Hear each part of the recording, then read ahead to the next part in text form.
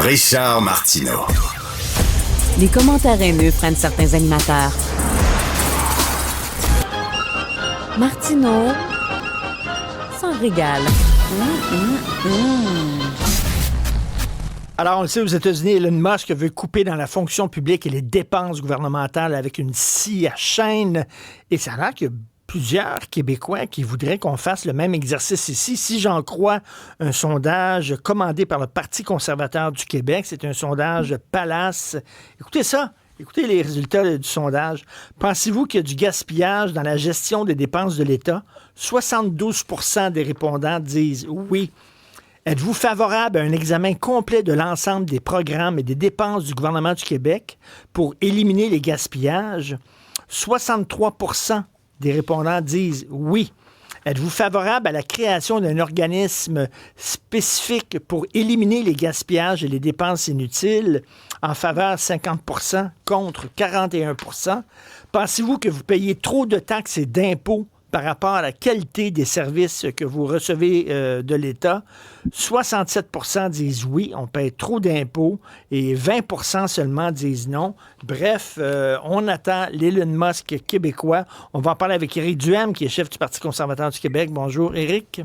Bonjour, Richard. Tous les partis arrivent avec un sondage qui va dans leur sens.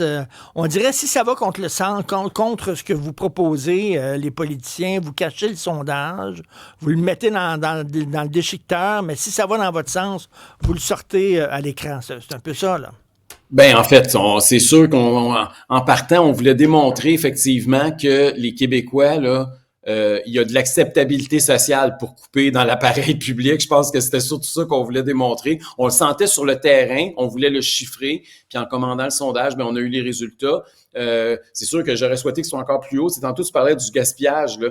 Ben 72% des gens, vous le voyez à l'écran, là, 72% des gens pensent qu'il y a beaucoup de gaspillage au Québec. 24% pensent qu'il y en a peu.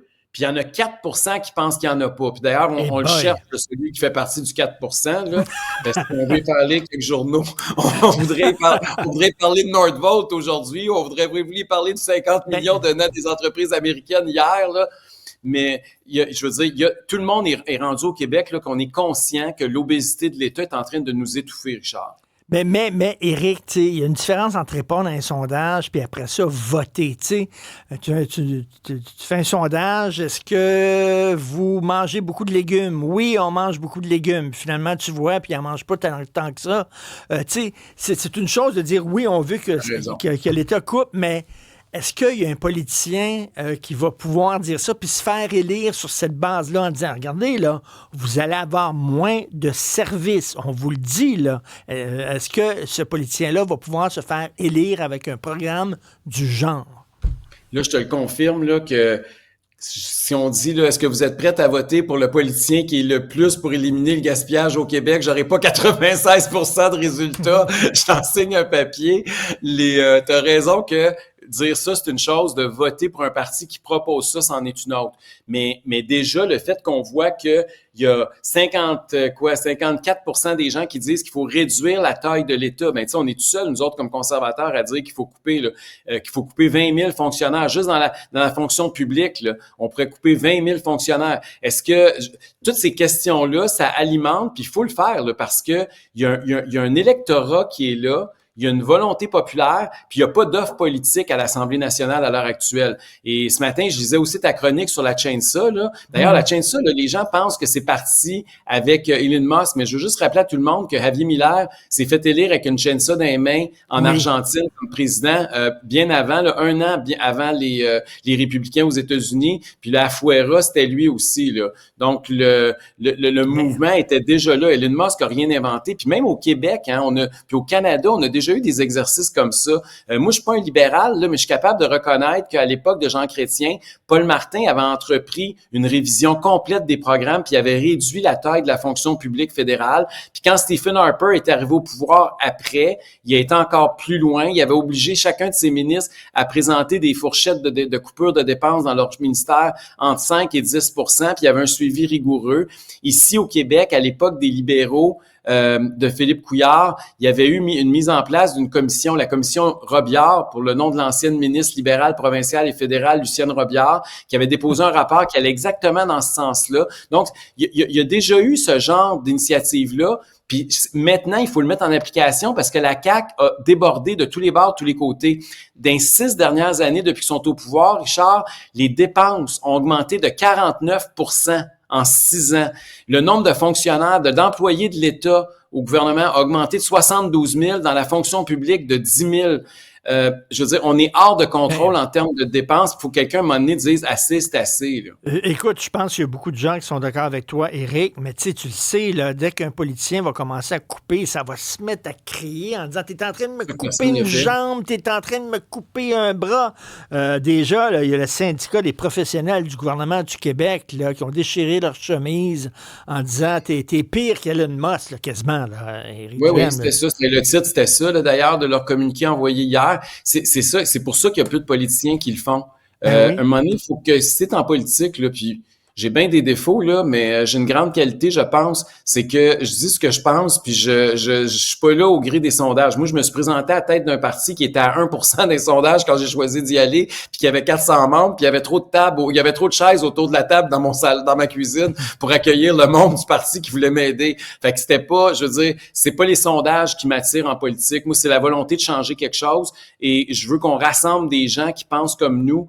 Et pas, tu sais, moi, je suis pas là pour gagner un concours de Star Academy, là. C'est pas une affaire de vouloir gagner le cœur de tout le monde, là. C'est une question de dire, on va avoir un discours rationnel, puis on va rassembler tous ceux et celles qui disent, au Québec, l'État est rendu trop gros, faut couper dans le gras. C'est ça le message de base du Parti conservateur. C'est ça, initialement, là, être un conservateur. Puis je pense qu'à Ottawa, on va voir le même débat. Là, dans quelques jours, on va être dans une élection fédérale, Richard, puis il va y avoir exactement le même débat entre un gars Pierre Poilievre, qui tient essentiellement le même discours que moi, puis un technocrate, là, Mike Carney, c'est un gars qui est issu de la machine bureaucratique fédérale, qui va parler en faveur du déficit de 62 milliards des libéraux de Justin Trudeau, puis des dépenses folles à Ottawa depuis quelques années. Là.